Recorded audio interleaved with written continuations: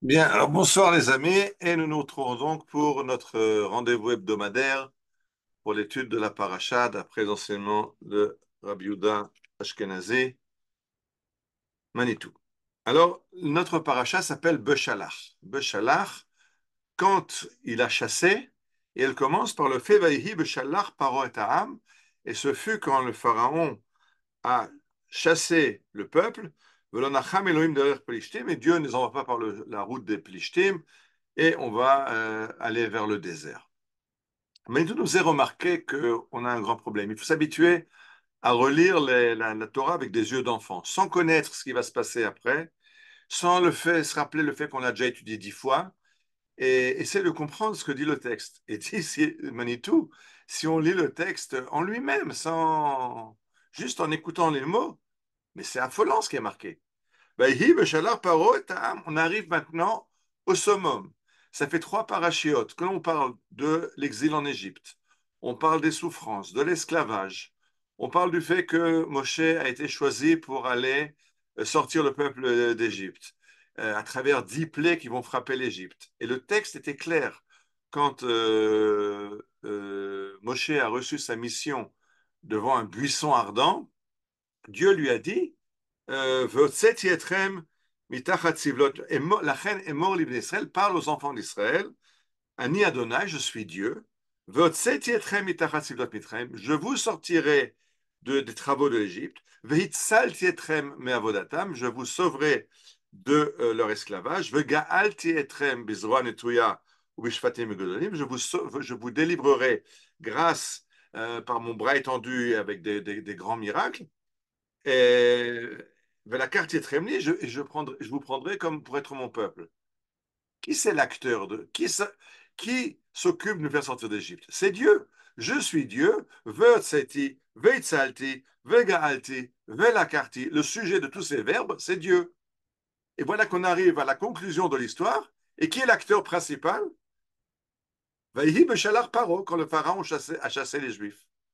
Dis-moi si on lit la Torah avec une conscience juive et qu'on a lu qui est marqué Ve'otzeti bitzalti, bon, on s'attend à ce que dire Yehi, Ve'otzi Hashem et Bnei Israël, au moment où Dieu fait sortir Israël d'Égypte. Là, apparemment, c'est pas Dieu qui nous fait sortir d'Égypte, c'est le pharaon qui nous chasse. Alors, on comprend plus. C'est Dieu ou c'est le pharaon? Alors, mais tu disais ça, il faut le comprendre que on le lit sans réfléchir, sans y penser, mais à le lire, c'est affolant. Et si ça a été écrit parce que c'est un signe pour les générations futures. Zmaïtou revient toujours dans ce thème-là, Maaseh Avot Siman Labanim, ce qui est arrivé à nos ancêtres en tant qu'embryon du peuple juif va se reproduire dans l'histoire. Et il faut comprendre que quand c'est le pharaon qui a sorti les Juifs d'Égypte, parce que malgré les 10 plaies, les Juifs ils se sentaient bien maintenant en Égypte, parce que ça fait d'après le Midrash, ça fait déjà un certain temps qu'ils ne sont plus esclaves. Ils n'ont pas pu quitter l'Égypte, mais ils ne sont déjà plus oppressés par les Égyptiens. Et alors on se pose la question, sortir ou pas sortir? Et le pharaon va les aider à prendre la bonne décision en leur disant, vous avez 24 heures pour foutre le camp. Et d'Imanitou, c'est ce qui se passera de nouveau aux différentes sorties d'Égypte, sorties d'exil. Notre sortie d'exil aussi au XXe siècle, alors on sait, il y a Herzl avec son congressionniste, il y a les Chaloutsim, comme dit Herzl, à Bâle, j'ai créé l'État juif, on a fait beaucoup de choses. Mais en fait, ce qui fait venir les Juifs en Israël, ce n'est pas Herzl, c'est pas le sionisme, même pas, c'est pas le Gaon de Vilna et pas le Baal Shem Tov. Ce qui fait venir les masses juives en Israël, c'est Hitler. C'est Hitler à la Shoah. Avant lui, ça a été Gravski, le premier ministre, président de la Pologne, avec les décrets anti-juifs des années 20, de la fin des années 20. C'était Petliura en Russie tsariste. C'est-à-dire qu'on est chassé par les goyim, mais alors on se rappelle qu'il faut rentrer. Et je trouve toujours extraordinaire le, la chronologie des parachutes de la Torah. C'est que les parachutes sont toujours en adéquation avec la semaine. Et je ne peux pas, vous voyez, le sourire parce que c'est tellement incroyable. On a appris cette semaine le nouveau plan Trump, que Trump a annoncé qu'il fallait évacuer les 2 millions de Gazaouites et leur trouver un home d'accueil meilleur. C'est quelque chose que, il y a une semaine qui pensait à une solution pareille. Il y a 40 ans, il y avait un rabbin qui en a parlé, il s'appelait le Rav Kahana, et la haute cour de justice, la haute cour d'injustice d'Israël a décidé qu'il n'était pas digne de siéger à la Knesset et il a même fait de la prison. Ces élèves ont été interdits différentes élections où ils se sont présentés. Alors, Michael Ben-Ari a été écarté de nouveau par la haute cour. Il n'a pas pu se présenter. Le seul qu'ils ont laissé passer dans les élèves du Rav Kana, c'est Itamar Ben-Gvir, parce qu'il est un peu moins dangereux que les autres.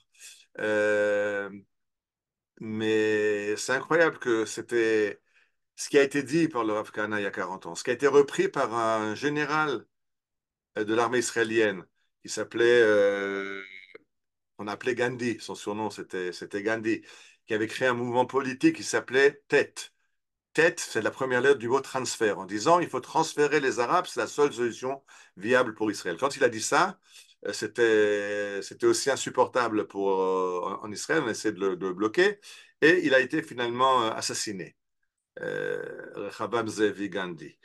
Alors, c'est quelque chose qu'on a mis de côté et depuis 40 ans, 30 ans, on n'en parle plus. On ne parle plus de ce transfert. On n'a pas le droit d'en parler, c'est complètement pas logique. Attention, on a le droit de parler du transfert. On a le droit de transférer les juifs. Quand dans les accords de paix avec l'Égypte, on a transféré les résidents juifs de Yamit, de Ophira qui ont été chassés. Dans les accords d'Oslo, on a chassé les résidents du Gush Katif. Dans la guerre actuelle, on a transféré les Juifs de la région nord. Il y a encore 100 000 Israéliens qui ne sont pas à la maison chez eux, qui sont toujours encore dans des hôtels ou dans des maisons d'accueil, dans des provisoires, que ce soit les kibbutzim du pourtour de Gaza, que ce soit les villages du Nord. Transférer des Juifs, c'est acceptable. Mais transférer les Arabes, c'est absolument... on n'a pas le droit de le dire, ou alors on se fait interner par le système judiciaire israélien. Et voilà que Trump le dit. Et moi, je n'aime pas écouter les nouvelles. Je n'écoute pas en général. Hier, j'étais dans le bus, je n'avais pas le choix parce que le chauffeur avait mis la radio à plein volume. Mais je dis, c'était entièrement jouissif pour moi d'entendre tous ces commentateurs gauchistes qui sont complètement affolés. Comment on va faire avec ce transfert? Mais il est fou, mais ça va déstabiliser l'Égypte, ça va déstabiliser l'Arabie Saoudite, ça va faire du tort à tout le monde. On ne peut pas faire comme ça.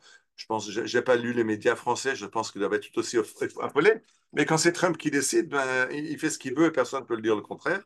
Alors on revient sur le Vaïhi Beshlar Paro, que des fois, pour faire avancer l'histoire, Kadosh Baruch Hu n'utilise pas Moshe ou pas les dirigeants juifs, mais il donne au pharaon de gérer et l'histoire peut avancer. Alors ça a l'air très sympathique, vous savez que je suis avec un grand sourire, mais il y a un problème. Manitou nous fait remarquer que la paracha commence Vaïhi Beshalar, et ce fut Beshalar Paro. Or, on a un midrash, un texte talmudique qui nous dit que chaque fois qu'un texte commence par Vaïhi, il s'agit de quelque chose qui a mal tourné ou d'un malheur. Vaïhi Beshalar Paro, Vaïhi bimei Achashverosh, ça a été à l'époque de Assuérus. La Megillat Esther, à la fin, on va s'en sortir, il y aura un grand miracle, mais au départ, c'est un décret d'exterminer le peuple juif. Chaque fois qu'à Vaïhi, la Gemara fait le compte-rendu, le bilan, chaque fois que Vaïhi, c'est un malheur. Parce que Vaïhi, je ne vais pas faire un cours de grammaire maintenant, mais Vaïhi, c'est un futur avec le vav conversif transformé en passé. Quand le futur devient un passé, alors il n'y a plus de futur, alors c'est la catastrophe. Par contre, quand un texte annonce quelque chose d'heureux, il est marqué Vehaya. Et il sera, parce que Vehaya, c'est un passé, Haya, qui est transformé en futur. Quand le passé devient le futur, alors là où il y a la joie, ça est marqué Vehaya qui tavo el ce sera quand vous rentrerez dans le pays. Alors, dit Manitour, il aurait fallu écrire Vehaya beshalar paro et ha'am. Alors, ça aurait annoncé quelque chose d'heureux. Baïhi nous annonce que la Géoula avance, mais il y a des problèmes. Oui, parce que quand c'est le pharaon qui avance, qui fait avancer la Géoula, alors il y a de la Géoula, il y a la délivrance, mais il y a beaucoup de problèmes qui viennent avec. On a toute l'histoire du Sefer Bamidbar pour nous raconter toutes les déboires du désert. Alors, on est très heureux que Trump ait fait ce qu'il fallait faire, en tout cas qu'il l'a annoncé, on espère qu'il va aussi le réaliser. Tout en sachant que tant que c'est lui qui le fait et que nous ne sommes pas derrière lui, on n'est pas en train de pavoiser, de pavoiser, mais on est en train, dans tous les médias, tout le système judiciaire, tout le monde est affolé pour essayer de voir comment on peut contrer cette idée malencontreuse à leurs yeux de Trump. Alors on va avoir encore des problèmes. Bibi Netanyahu est en route vers Israël. s'il a été par Trump et par son administration, il faut s'attendre à la douche froide qu'il va recevoir quand il va atterrir en Israël. Et c'est ça que nous dit Manitou, c'est Vaïhi b'shalach paro. C'est bien, le fait que Pharaon nous ait chassés d'Égypte, c'était bien, mais quand ça se fait de cette façon-là, il y a des prix à payer. Alors, on va prier pour que les prix soient minimes et qu'on réussisse à se débarrasser d'abord des Gazaouites, après de Mahmoud Abbas et des habitants, des colons illégaux de la Judée-Samarie. Bien sûr, colons illégaux, je parle des Arabes. Un juif en Israël, c'est légal. Ça a été dit par Dieu déjà à Abraham. Et il faut qu'on commence à comprendre que Eretz Israël est le pays qui a été donné à Am Israël. Shabbat Shalom et en espérant de très très bonnes nouvelles la semaine qui vient, la semaine d'après et toutes les semaines qui sont devant nous. Shabbat Shalom.